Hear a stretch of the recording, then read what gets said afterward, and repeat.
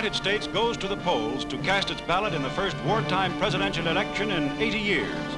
Throngs of voters, nearly 50 million, turn out to choose between the Democratic candidate, President Franklin D. Roosevelt, and the Republican candidate, Governor Thomas E. Dewey, through the medium of the free and secret ballot.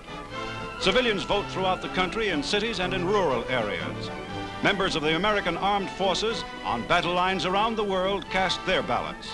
Nearly 4 million servicemen and women voted.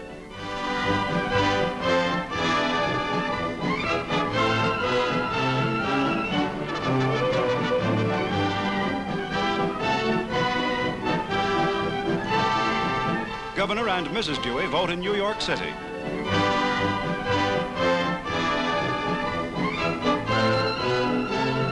At the town hall in Hyde Park, New York, President Roosevelt casts his ballot.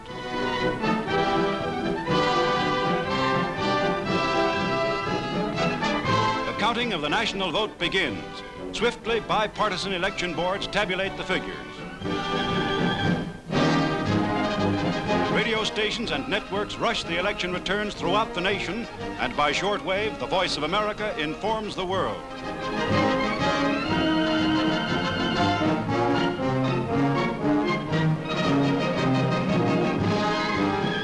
In Times Square, New York, 500,000 people gathered to follow election results.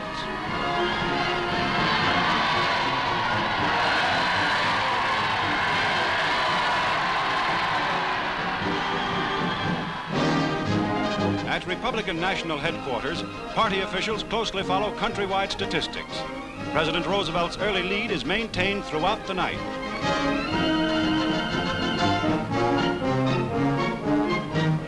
At 3:15 in the morning, Governor Dewey concedes the election. It's clear that Mr. Roosevelt has been re-elected for a 4th term, and every good American will wholeheartedly accept the will of the people.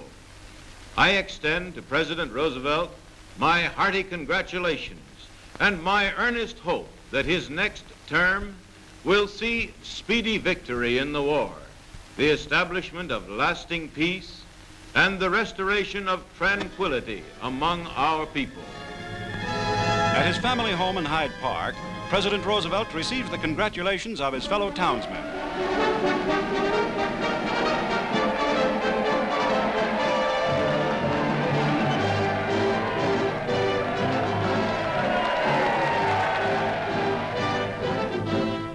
The election of 1944 is over. By vote of the majority of the citizens of the United States, Franklin Roosevelt is elected president for a 4th successive term.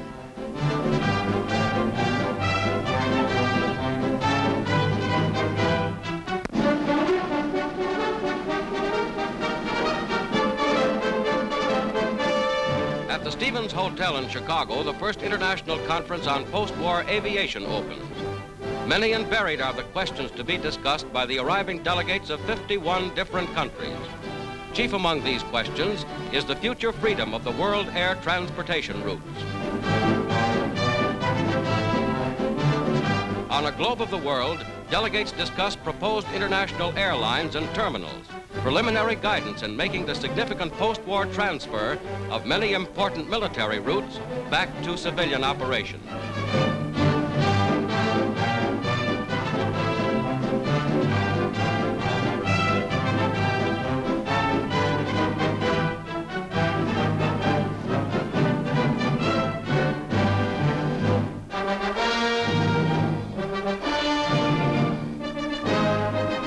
United States Assistant Secretary of State Burl delivers a message from President Roosevelt. On behalf of the United States, I offer a hearty welcome to the delegations of the 51 nations represented at this International Conference on Civil Aviation. You are called to undertake a task of highest importance. I am very sure you will succeed. I hope you will not dally with the thought of creating great blocks of closed air, thereby tracing in the sky the conditions of future wars. I know you will see to it that the air which God gave to everyone shall not become the means of domination over anyone.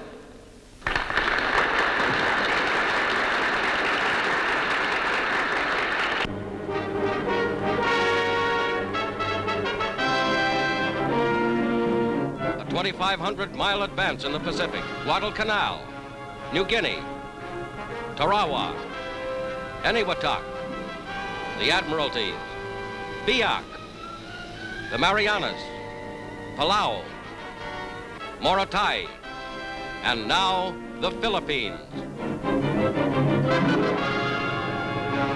Leyte Island in the central Philippines, the first target. General MacArthur leads the returning Allied forces.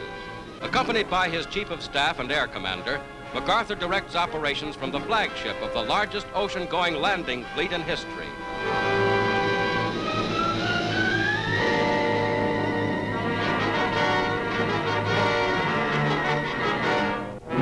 Landing in the heart of the Philippines, Leyte Island, the United States amphibious forces opened fire.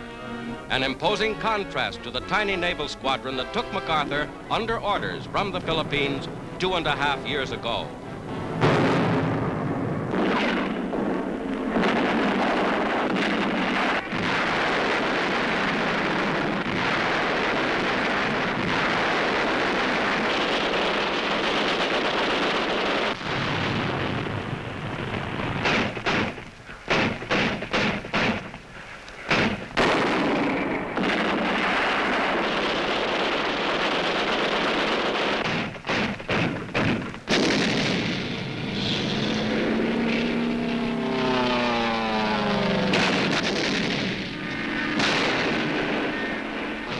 Loads of troops speed ashore. 250,000 trained American troops take part, more than landed the first day in Normandy.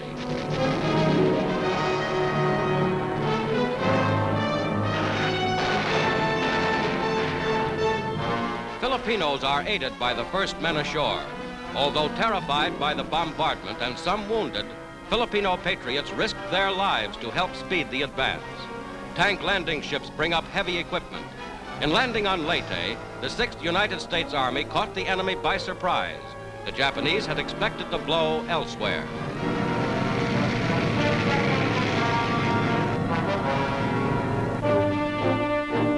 MacArthur leaves the flagship to go ashore.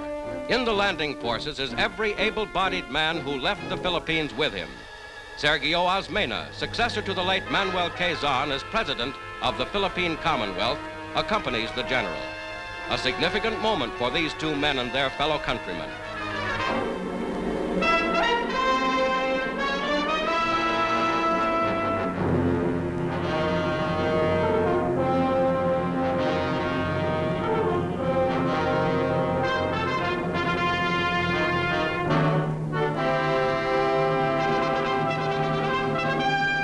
MacArthur returns, as he had promised.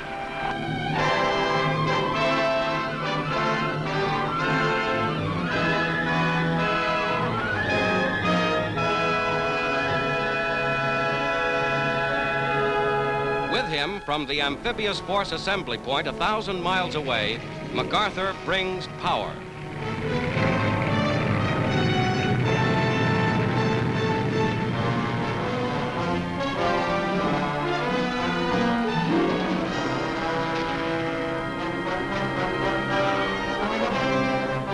Our forces free Dulag after heavy shelling. The first groups of civilians are liberated. First of 18 million Filipinos.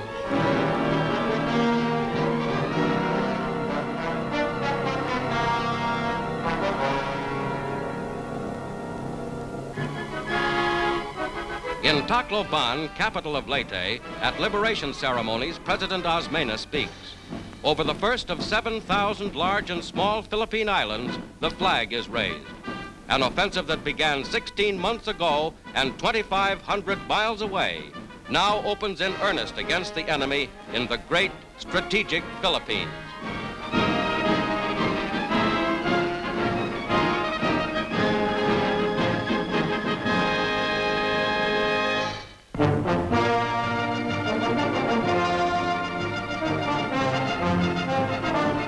Supreme Commander Dwight D. Eisenhower and United States Commander Bradley visit General Patton at his 3rd Army headquarters in the center of the German front. Enemy resistance has been heavy here.